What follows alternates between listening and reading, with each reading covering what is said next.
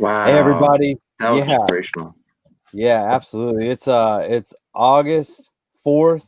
It is a little after 10 o'clock over here on the East Coast, 7 o'clock for all you keeping track over on the West Coast.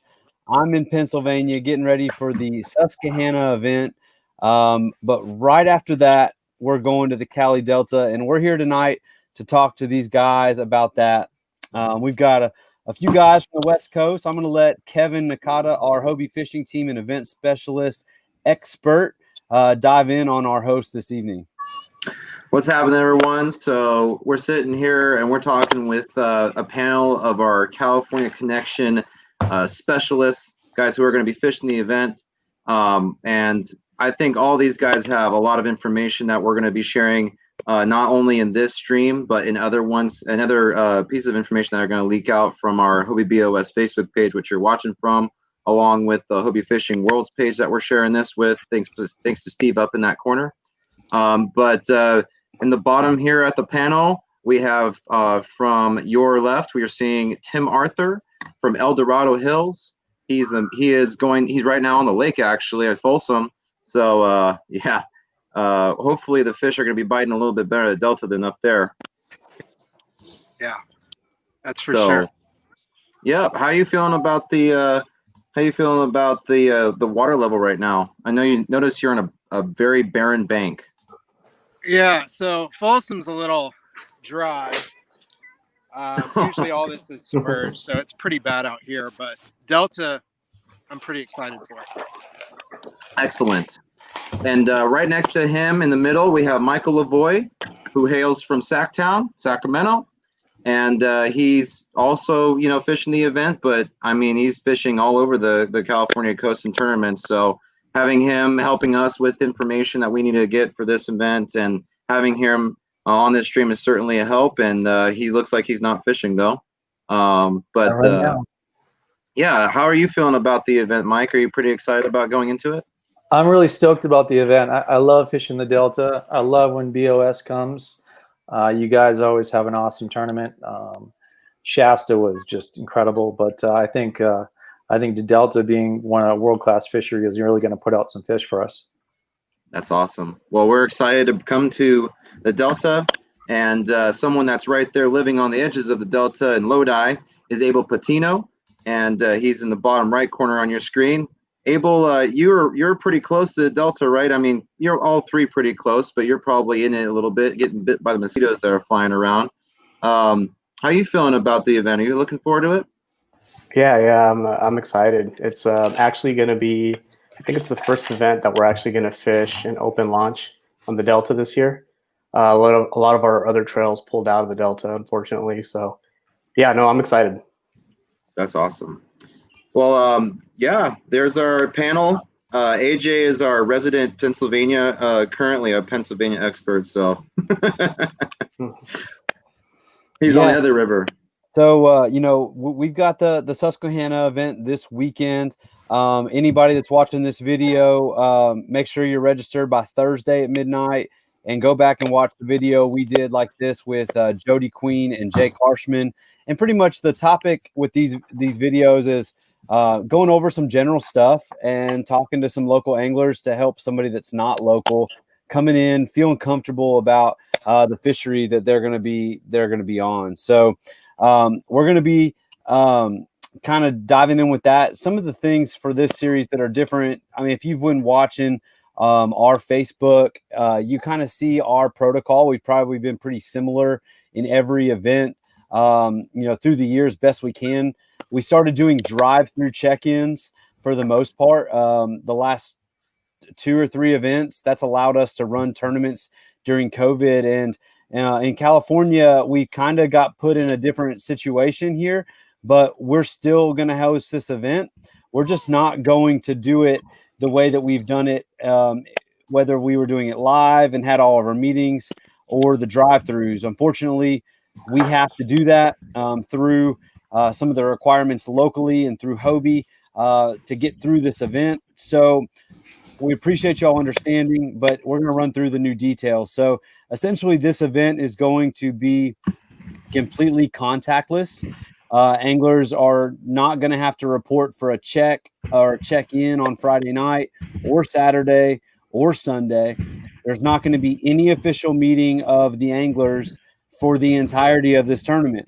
What that means is that your catch board, and you do have to use a metal catch board in this event, is going to be that is going to be your device. And because it is the metal catch board, there's not a whole lot that we're going to have to really inspect or calibrate prior to the event like we've done. Now, we normally put white stickers on the bump of the catch board.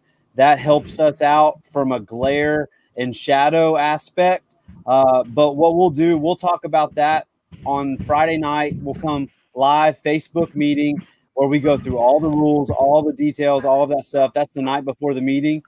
That is normally a live opportunity, but we'll be doing it virtually live with all of these things. Now, the other thing is we're going to pass out an identifier virtually. So Kevin's going to make up a graphic that's going to be something that you can print out, but you don't have to. Pretty much you can write the code that we're going to give out Friday night on an index card, on the back of a business card. You can write it on your hand. You can do anything that you need to get that code in your picture. If you want us to provide a layout for that, we can. But we're going to be looking for that code, and it's going to be randomly given out on Friday night for day one and on Saturday night for day two. It's not our ideal scenario, but it's what we had to do for all of the restrictions and constraints that we've got going on right now. And so we appreciate everybody's understanding and patience with this. We're just thankful that we're able to host this event and get the West Coast represented and put the Cali Delta on blast for everybody around the country, and to make sure that we're getting 3 more anglers from that region qualified for our Tournament of Champions in Knoxville. So that's pretty much kind of the logistics of that. Unfortunately, because of all that, neither Kevin or I are going to be on site. There is not going to be a tournament director or a representative of the BOS on site at all for that event, but we are going to be just as available as we always are. Phone and Facebook message are available to everybody as you have issues, questions, or concerns before, during, and after the event. After the event, we are going to have a similar live broadcast of this and congratulate and talk to our top 3 anglers. But to get to that point, you got to perform on tournament day. And so that's why I'm going to go ahead and bring in some of these anglers that we brought in tonight to just run us through the Delta. They're going to run us through kind of the fishery as a whole. I might interject some when I need to kind of clarify or speak on some rules. But all of those rules are posted, so that's not why we're going to waste your time tonight. We're here to talk fishing. We're here to talk fisheries and just some things that if you're not from the area or you haven't fished there in a long time, what you could expect on this body of water that we've all heard so much about. I've never been there. I've never seen it. Everybody else in this platform has. So I'm going to let these guys kind of talk a little bit. So we're just going to run down the line a little bit. We'll start with Abel.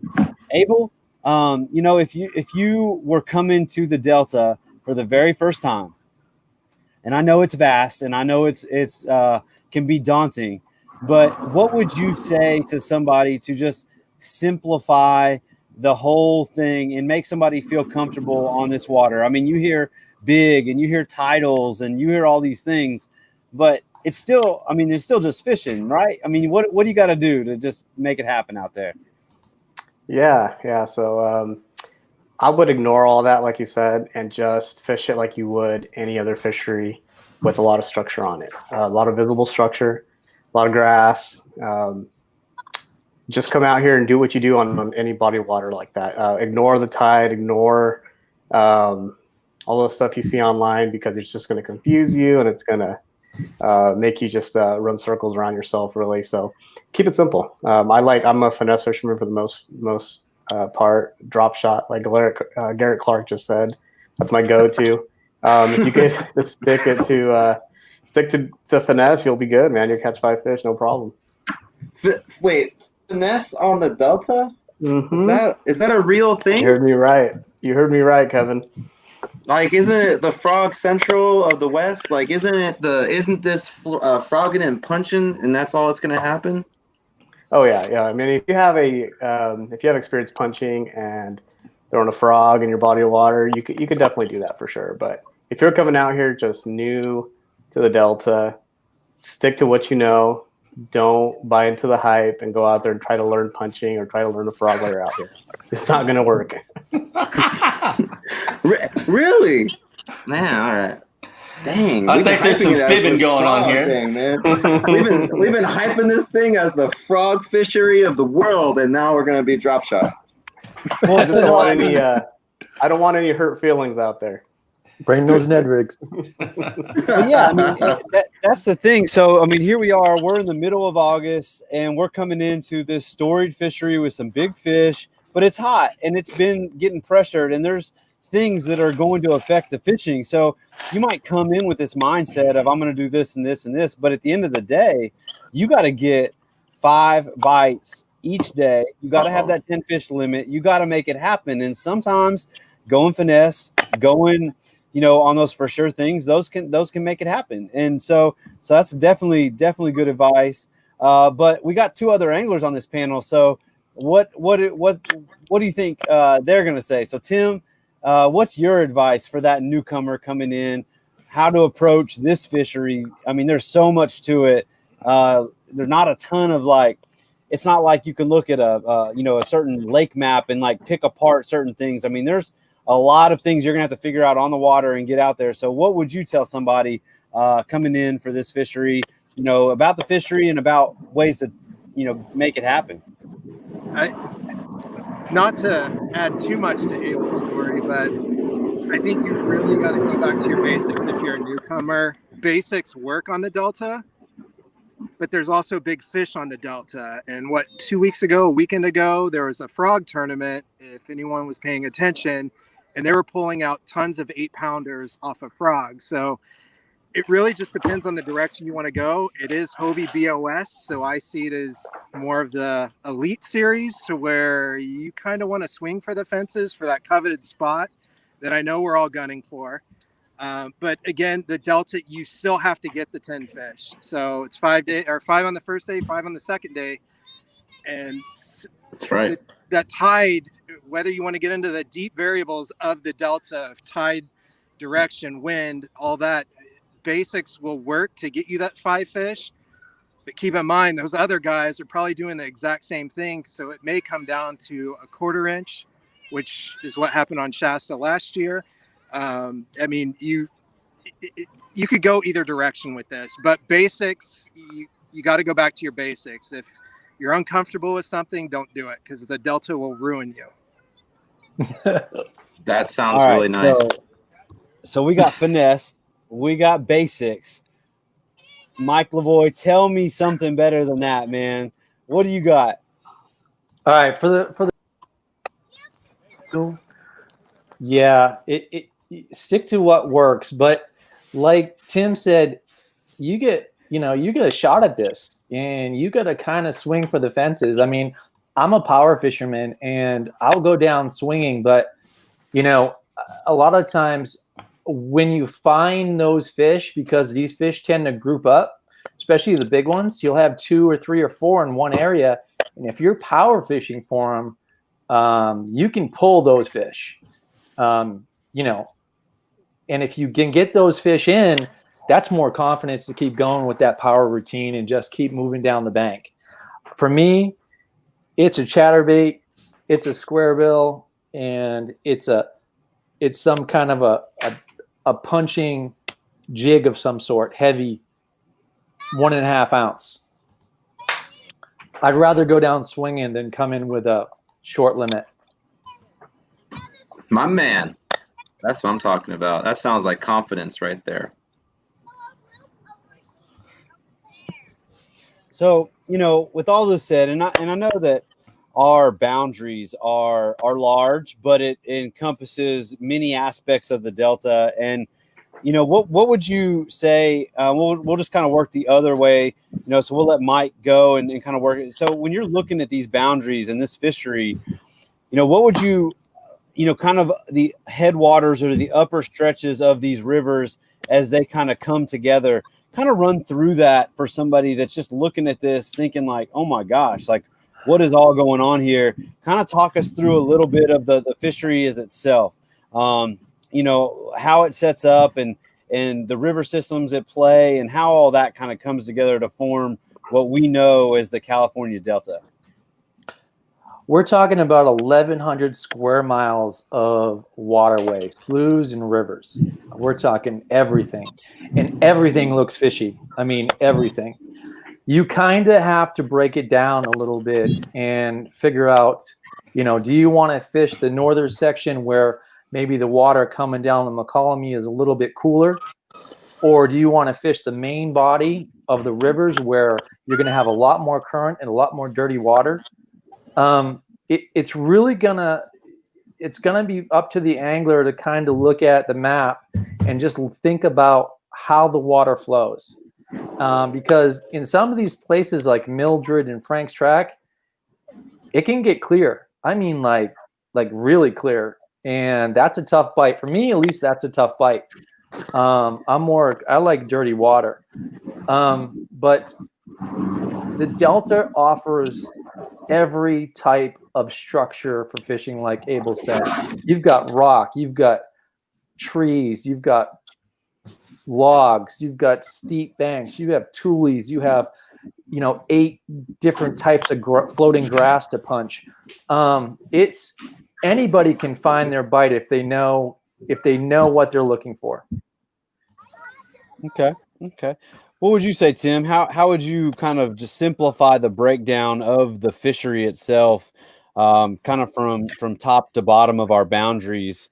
How does that kind of those areas maybe appeal to different types? So, obviously, I kind of hear a little bit about the clear water if you like finesse fishing and smaller lures and really trying to coax those fish in. Then also you've got your dirtier water areas for somebody that wants to fish reaction style or those big baits, that black and blue plastic, getting that bite. What, kind of, do you have anything to add to that, or maybe that's different on how you like to fish? The only thing that's really key on the Delta for me is what the tide's doing. And without getting into too specifics, you can see where water flows out and where it flows in. So if you're paying attention to the tide, you can generally get a good idea of the area you want to be in for your style. But for most part, there's certain parts that are clear and dirty water, as Mike calls it. I honestly think you need to focus on your style of fishing, and that's the area you need to target on the Delta for this tournament. Okay. There's did you notice, AJ, that all 3 of these guys said something in their opening statement about how they feel about fishing on Delta? They were talking about tides. Every single one of these guys talked about tides. And I don't know if they realized how well we tried to time this Delta event to be on the Delta and actually be fishable. Did you guys notice the date? Did you notice what was happening on that? Oh, yeah. Good. Okay. Right on. Great day. So we picked a good weekend. Yeah, the water's definitely going to be moving. Well, we'll see. I mean, it's up to the anglers to tell us if it was a good weekend or not. So, That's true. You said they all talked about the tide, but my man Abel over here said, don't worry about the tide. So now that these guys have said that, he said, don't worry about paying attention to it. So Abel kind of doubled down on that. So, I mean, a lot of these people are coming from inland fisheries.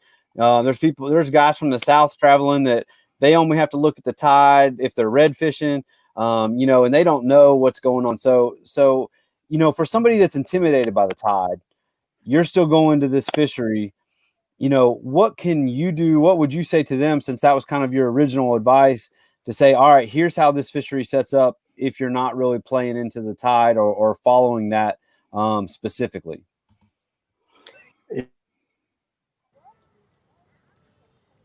Attention to the tide if you're new to it. It's just going to make you you're going to try and figure something out that's takes years to figure out. For even the pros out here, it takes so long for them to figure out the tides and where to fish, what to fish. That for a new guy, it's just not worth it, in my opinion. You could look at the tide schedule for the area you're interested in and see what it looks like. You generally want more water on the spot, so you don't want to fish a lower tide more than a higher tide, for example. But other than that, a tide to me, for a new guy, just don't even bother. As far as areas to look for on the map, if you look at the California Delta on a map, everything looks the same. Everything looks good. You can look through pictures, you can look through videos of it, and it just all looks good. So you can't really pick an area just by looking at it and say it's good. You're really going to have to come out here and fish it and get a few days on the water and dial it in that way. Because if you come out here and just look at a good area on the map, it could look amazing, but it's generally a spot. It could be generally a spot that just doesn't produce big fish. So that would be my opinion on that. So Yeah, I mean, go ahead. So just so everyone understands why I'm getting everyone kind of hyped up on the tide, that weekend has a serious tidal movement because we're coming up to a new moon, not a full moon, which is, some people would argue it's probably better for the fishing because the fish don't eat as much as night, right? If there's a full moon, a lot of light, more fish eat at night. So we planned this event to kind of be this giant tidal swing and it just happens to be in the morning, which is going to make for some phenomenal fishing, hopefully right off the bat when people are getting their lines wet. And at the same time, hopefully we're trying to bring out as much of the good fishing that we can get out of this event with this tidal movement.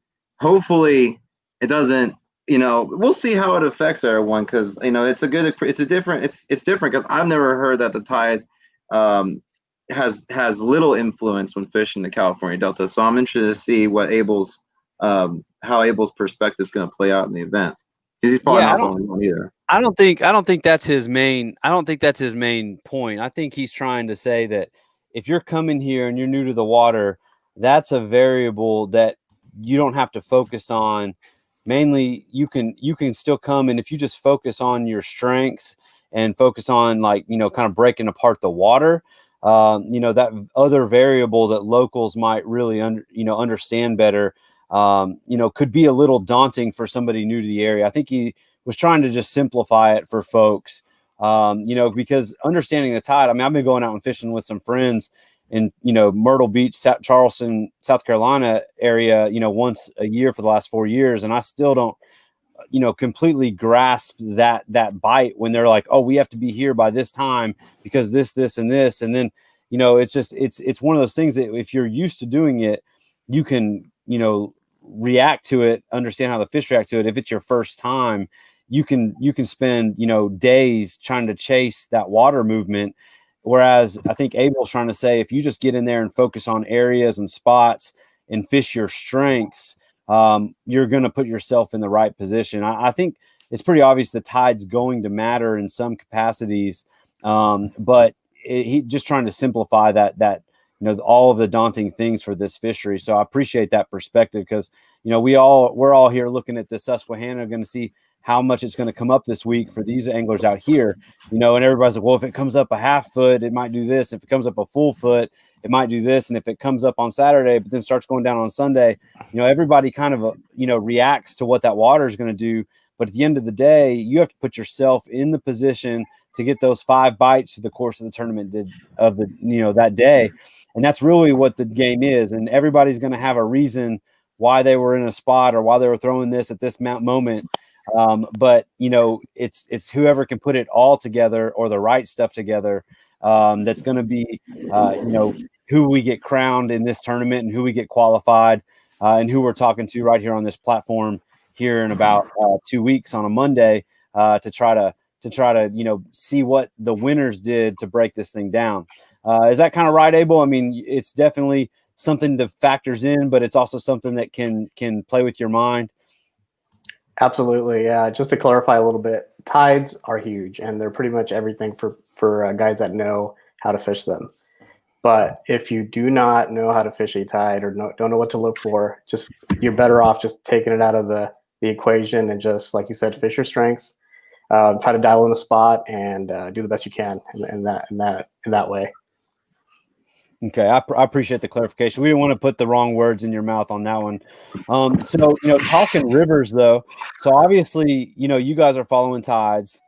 A lot of people that fish rivers in other parts of the country, they're following like, the cubic feet per second, the movement of the water, the level of the water. Is that something that plays for you guys? Are there gauges that you are watching that kind of help you see like the amount of water that's pushing through an area or the level of that water? What gauges are you guys following, and how can somebody, kind of keep track of that? Mike, you got any advice on that? Is there anything like that out there? Yeah, if you just look at the tide chart for that certain area that you're fishing, I mean, there's like several different locations throughout the Delta that will give you a tide chart, and they're all pretty accurate depending on how much wind is coming in. But for me, regarding tides, if you're a guy that fishes river system, you'll come here and you'll do fine. You will, because you're going to understand how fish set up on current. And these fish are just as lazy as all the other fish around the country. And they're going to either, as the tide starts to come in, they're going to be way out. And then as the tide gets stronger and stronger, they're just going to move in and then just basically get done feeding and kind of go back up into their home. These fish, a lot of these fish are all resident fish. They move around, but they pretty much stay in the same areas. So if I was going to tell a noob coming out here that does never fished the Delta before, I'd say, find an area that's got a lot of bends to it, because that tide is a conveyor belt of fish or food coming through, and those fish are, like I said, are going to set up, and usually can pick a few off no matter what you're throwing. If you're throwing a drop shot or a chatterbait or whatever it is, Cinco, you'll find them in that type of area. Okay, I appreciate that. Is there any gauges or flow charts or anything like that you follow, Tim, or kind of the same deal? Sorry, my youngest is running behind me. I honestly, the flow, you got to keep in mind that it's flowing from rivers, and they're obviously draining a lot of the lakes up here. So also keep that in mind. But to go on to Able, I mean, you really gotta, I don't know. I don't want to add too many variables, because you can complicate this more than anything and just not fish and still pull in 10 fish. So I don't know. I really don't know how to answer that correctly. Does more complication add for bigger fish? Is that how it works? If it's more complicated, get bigger fish? I don't. I think the answer is both. I don't think so. I think you could. It might not add bigger fish, but it might add more reward when you do have it. It's one of those things, like if you're working through situations and overcoming, your obstacles mentally, but then also obstacles on the water, when it all does come together, it can definitely be a reward. And especially if it does it on Saturday and Sunday next week, that reward's going to be worth thousands of dollars and a qualification to the Tournament of Champions. So, it's still, like I said earlier, it's still just fishing. You still got to put together on Saturday and Sunday. Saturday and Sunday are definitely, I've joked around with people, I think fish know what days weekends are, because they hear the things that sound different than the rest of the week. They feel the pressure. It's always like you might be on like 90, 95 inches all week, and then it's like 85 wins a tournament on Saturday. It's like they know when the weekend is and they want to take it off too. But that just makes it more challenging. And I think that's what makes crowning a champion in one of these events so awesome, is because not only is the competition high, but also the stakes are high, and the fisheries have been a little bit challenging this year, whether it be from weather conditions or time of year, or just the amount of pressure a fishery's been getting due to so many people being new and fishing this year. So I think all those variables, play in a little bit. I also think there might be a little advantage of being, kind of new to an area and just coming in and going fishing. You don't have all the extra like things that you have to work through mentally, all your extra spots that you have to check, and you're second guessing of should I go here or should I go here. I think sometimes it can be an advantage to not have all of that info as far as being a local on a lake. So those are all going to be at play. Now, one of the things that I want to talk about too is like kind of just tournament logistics and just so people understand. This is, we do have things published, but you can launch anywhere within the boundaries on a public ramp or access. It doesn't have to be a specific ramp as long as it's like an access area that, kind of the deal if it's public is if anybody else would be able to fish there, whether it's a one-time fee of like $3 or $5 to launch or, or more or whatever, but also your free spots as well. So those are the things that you kind of look at. Where can I start? Where can I put in? And that's, once you're on the water, you can access a variety of different things.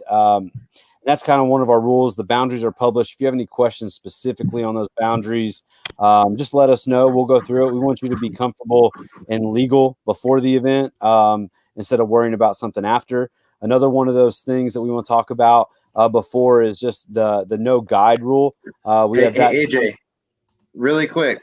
So the boundary that you're talking about, or sorry, public access you're talking about, is specifically for water that is attached to the delta, not just any public launch ramp or any other public access place. Not a lake that's taken away. That's completely off the delta's feed. It has to be attached to the delta, and it can't be an enclosed body of water. It has to be part of the delta. Sorry, thanks for that clarification there, Kevin. And all that's published on the Tourney X site. And if you have any questions on that, just let us know. Just wanted to kind of remind everybody on some of our stuff. July 16th was the last day you were allowed to use or communicate with guides on that body of water. If that's something that has happened or anything like that, please just let us know. We'll work through that. And then August 10th, the official practice period begins. Pretty much all that means is the boat that you're going to be using or a boat that would be legal in our tournament series is now what you have to fish out of. You can't be fishing out of bass boats or on the water in any sort of motorized craft unless your kayak has a motor. If your kayak has a motor, you are allowed to use that motor on your kayak for the week of pre-fishing. But we are a no motor tournament. So paddle or pedal only for tournament days, Saturday and Sunday. Those motors, those batteries got to come off. And then you are human powered only for the tournament. And then go ahead. There was a question from Vinny Dow, by the way, that popped up and asked if you can launch from a levee. Now, a levee, if it's on a public road, that would be considered a public launch if there's no trespassing sign, or if there's no trespassing signs, or if it's public land and it's a public access, you can launch from a levee. But if it's a private road, no, it can't be someone's backyard or a friend's ranch. So I hope that makes it a little clearer. And maybe we ask one of these experts if they can explain a levee really quick, because we might have some people that are not fishing a levee, or that don't know what a levee is, excuse me. Go ahead, Abel. You know the delta. So a levee, just for somebody that's not familiar with a levee, is just basically like a dam, basically on a reservoir.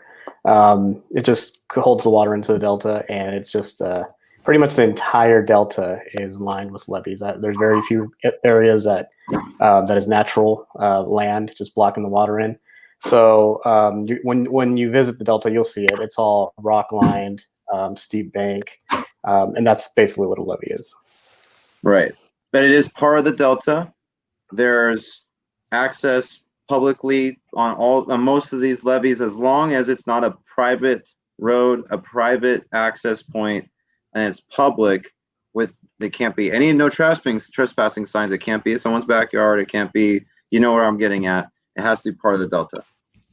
Yeah, Kevin, you have to be really careful with that as well, because there, like you just said, there are some areas of the delta where it's a public road, but there's no trespassing past the public road, even though it's right on the road. And there are other areas that there's access right from the road with no trespassing signs. So if you plan on launching at a levee, you just have to be really vigilant and look at whether there's signs or not.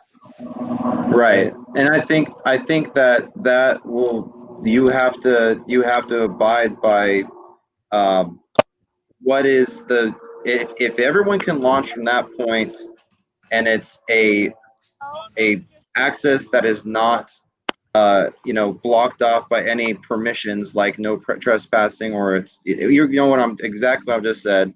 That is exactly where you need to be abiding by, because there's gonna be a lot of different circumstances, like you just said, Abel, right? It could be a different part of the road doesn't have a no trespassing sign, but going through there has no trespassing signs all the way through it, or next. It has to be a point where everyone can launch from, is the point. It has to be public access.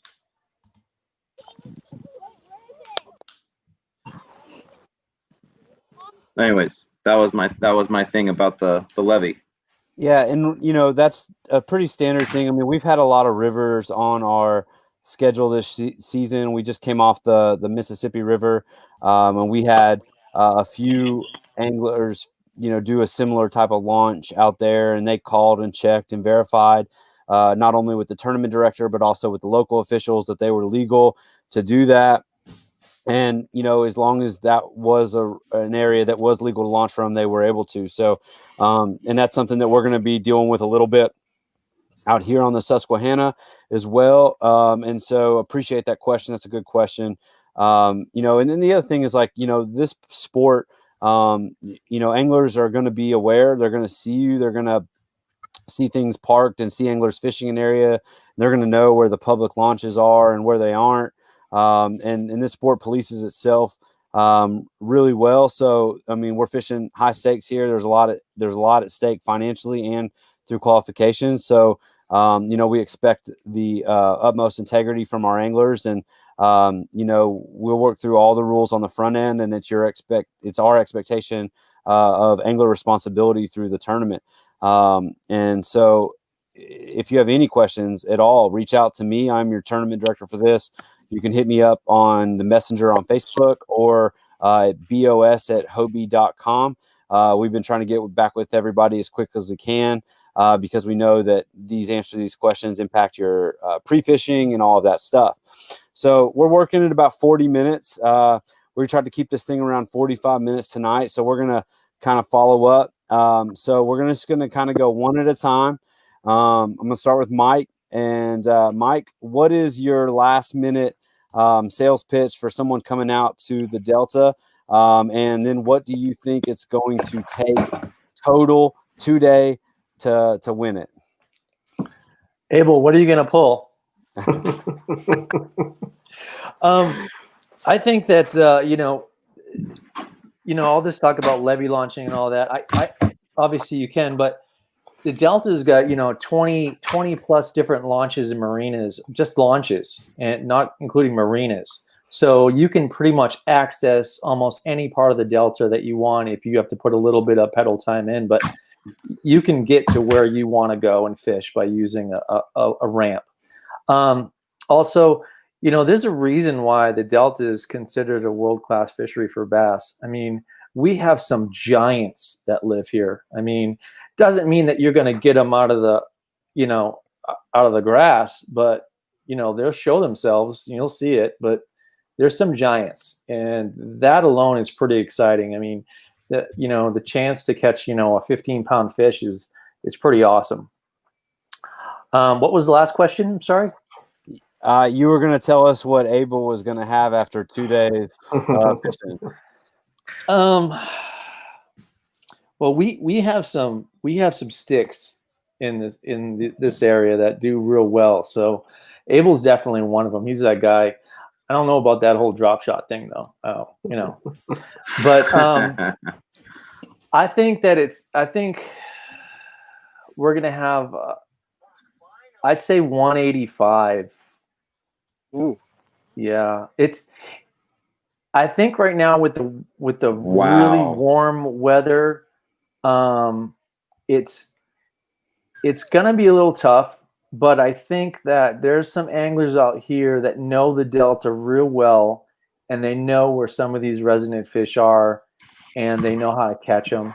But then again, there might just be a random guy that just lands on a school of fish and just kills it, and goes back the next day and kills it again.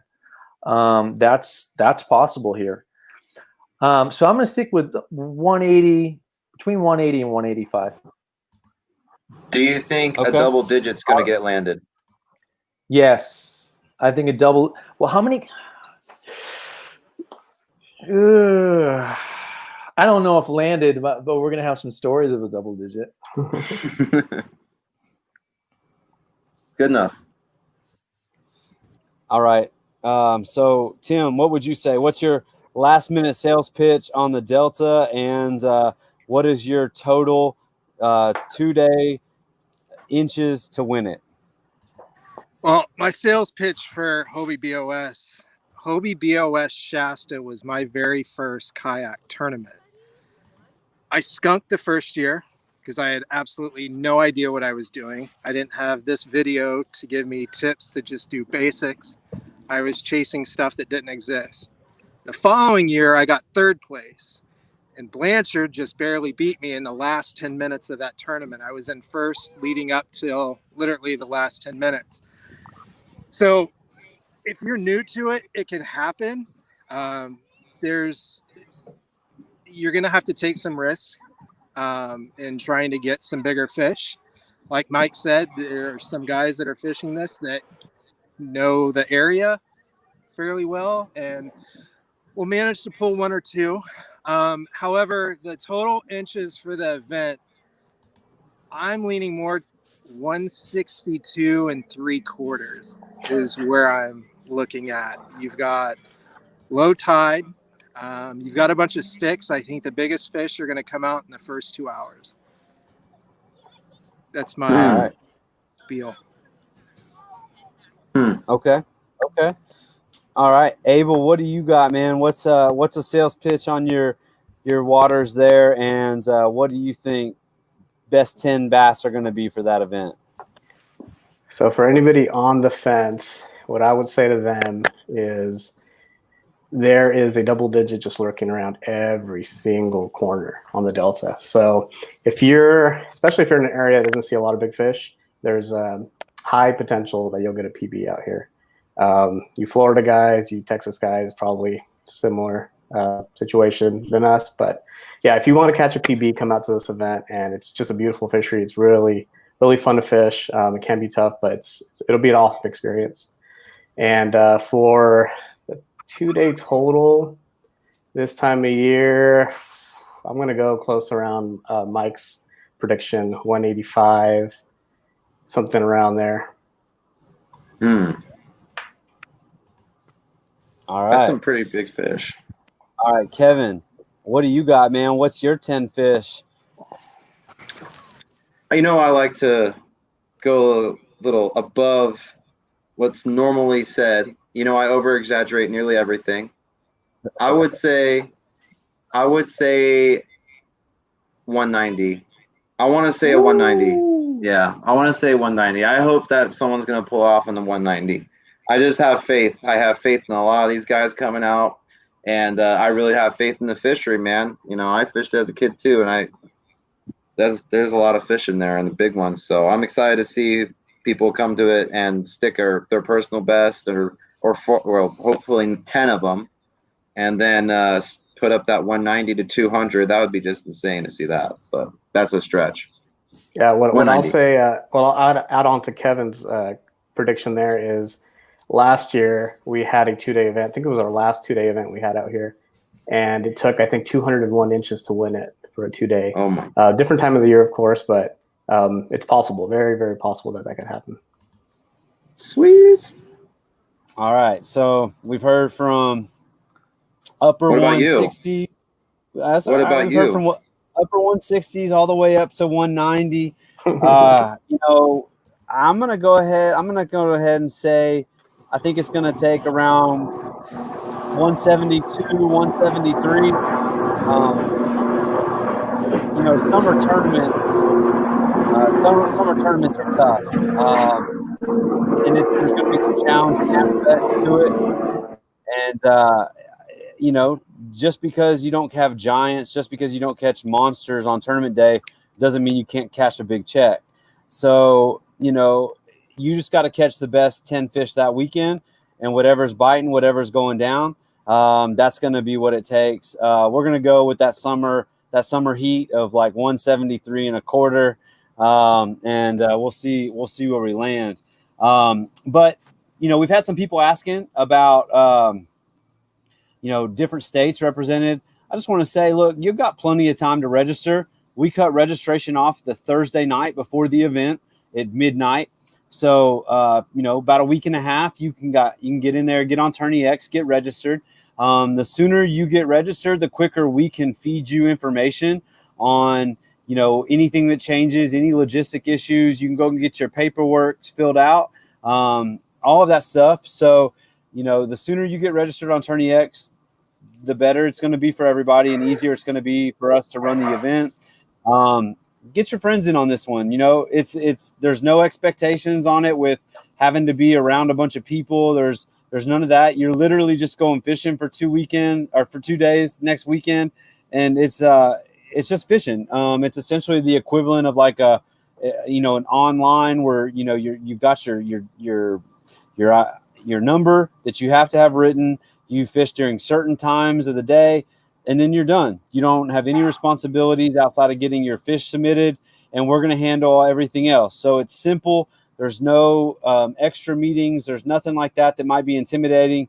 You literally don't have to be around anybody at all. The perfect form of social distancing. You guys can get out there on the water and just do your thing. So make sure you get your friends registered. Go ahead and get registered. We've pretty much been above. Our average has been a 128 this year. We've been over 84 in every event. We're going to be pushing 100 at the Susquehanna this weekend, and we'd love to see Cali represent big. We know they're going to show out on the fishery. There's going to be some awesome anglers and some awesome totals. And we're fishing for, the more anglers, the more money, but 3 anglers are going to go to the Tournament of Champions in Knoxville this November. So that's exciting. That's a big deal. That's 50 anglers fishing for $60,000 or more at that event. So there's a lot going on. And if you have any questions, shoot them over to us. We've got everything published on the Tourney X event page. We've got every rule published on the BOS blog. You can check out the Hobie handbook. It goes through everything. Make sure you spend some time to look at that. It is angler responsibility to be all in on the rules and all of those things. And that could be the difference of you cashing a big check or going home really disappointed. It can happen to anybody. We saw in FLW, Keith Poche was fishing a tournament with a motor that wasn't legal per FLW rules. So, he's a pro's pro, and it was an oversight. So don't be that guy. Make sure you know the rules, and if you have any questions, let us know. Once again, it is a catch board only tournament, and that is the metal catch board. And you still have plenty of time to get one ordered from Catch, get it shipped out to Cali or surrounding states, and you'll be all good to go. And that's really all you need. Got to give a plug out to Tourney Tag. Normally I sell Tourney Tags before the event. For Bill down there in Louisiana, you have plenty of time to order from him and get one coming. So you're going to be good to go. Everything we do is on Tourney X. If you're not familiar with Tourney X, get familiar. That is our submission program, and that is the difference on you getting good submissions and getting a good total. But guys, that's the basics, man. That is Cali Delta Basic. Appreciate you all sacrificing your evening with us tonight. It's getting kind of late out here on the East Coast. You guys probably still got another hour or so of sunlight out there. And, thank you guys for the time, the insight, and all the help in getting this event to come out to Cali. Now let's just make it as big as we can and let Cali show out for the rest of the country. Anything else? Closing words? We'll just run down the line. Mike? Looking forward to see a bunch of people getting out there and catching some fish. I mean, if you think you're not going to catch any fish, you're wrong. The Delta has so many fish in it. Come on out. Let's get this done. And can you put a link up for the catch board and those tourney tags somewhere so guys can kind of do a quick link to that? Yep, absolutely. We'll throw that up in the BOS page for sure. Great. Thanks, AJ. Thank you for having me. Yep, thank you. Tim, any closing thoughts or ideas coming into this event? The only way you get to Hobie World is coming out and doing this event. So hell yeah. Get out here. Thanks, guys, for having me. Absolutely, Tim. Abel, any closing thoughts, man? Yeah. So first of all, thank you guys for even considering big base of kayakers out there, but we appreciate it out here. So thank you for that. And then second, if there's anybody coming out from out of California, it's kind of intimidated with the area or coming out, feel free to add me on Facebook and I can help you as much as I can, guide you through where to stay or possibly where the better areas are so you don't waste your time. But I'd be happy to do that for anybody that wants to come out. Awesome, man. That's awesome. That's awesome. That's the community is what makes this all happen, and it brings us all together, and it always gives back. Appreciate you guys, being willing to sacrifice and share with us. We're going to close this thing down. I see John Rush has a question real quick. I'm going to post the link to tourney tags and catch boards. Catch board is the measuring board that we use. A tourney tag is a device that holds your tournament identifiers. It's very convenient. It's very easy. It's not mandatory by any means, but it is one of those solution products that helps your time on the water and makes it so you don't ever lose your identifier or that it's always in the picture so your fish count. So we'll post the links. Follow BOS page, get registered on TourneyX. Sooner the better. We'll be able to send out information to all the competitors so everybody's good. We are so sorry that we're not coming out there to do this. We hate that we can't be doing these live meetings and getting all the anglers together because ultimately that's what really is special about this series. Kevin, what do you got, buddy? Anything in closing? I'm just so happy that these three guys came here tonight and shared spilled their guts about what they could anyways, spill their guts about what they could share with all the people watching and the people that are coming on to this event. I've learned a lot since we've talked about in this meeting, and I think we definitely need to provide some more information out there. So keep informed out there by following our Hobie BOS group page. Is really important. Aside from TourneyX, which you're going to get fed information via email, we are going to be providing a lot more information in real time with even better, perks about following that information. I would definitely give it a shot and just stay in tune with what's happening. Even watch this event that's coming up this weekend in Susquehanna, because then you're going to understand, how the tournament works, how we pace the tournament, and maybe you can ask questions to us that you may have not thought about before and that you can ask on the page. And that way we're all aware of something that might pop up.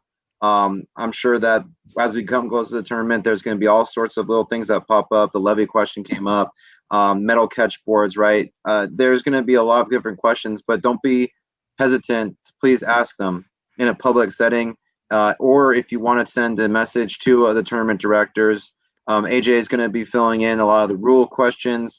I'll help out wherever I can too, but send an email to BOS@hobie.com, and then you'll be able to get to one of us, and we'll get an answer to you, and we're pretty on top of it. So I would do that, and I'm excited for all you guys to come out. I really want to see a double-digit fish caught, and if you happen to catch a fish on camera, let me know, and we'll be telling you guys how you can feed us content, but we would love to share all your personal experiences. That goes out to you guys fishing the Susky this weekend.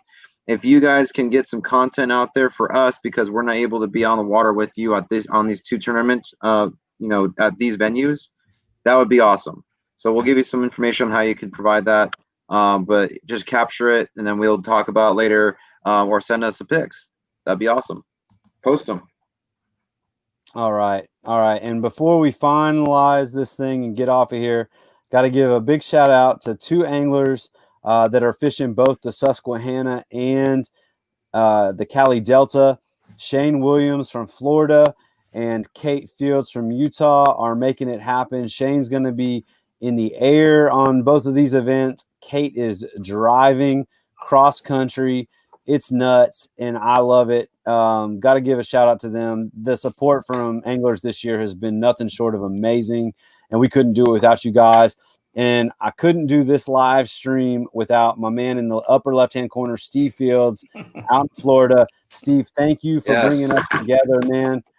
This is great. And Steve Fields has been huge in the international arena for kayak fishing. So that's what this is all about, bringing everybody together, people helping people, and people catching fish. Thank you guys for the time. And we're going to be out of here. Y'all have a good one. Be safe. And thanks again. See ya. Thanks, guys. Thanks, guys.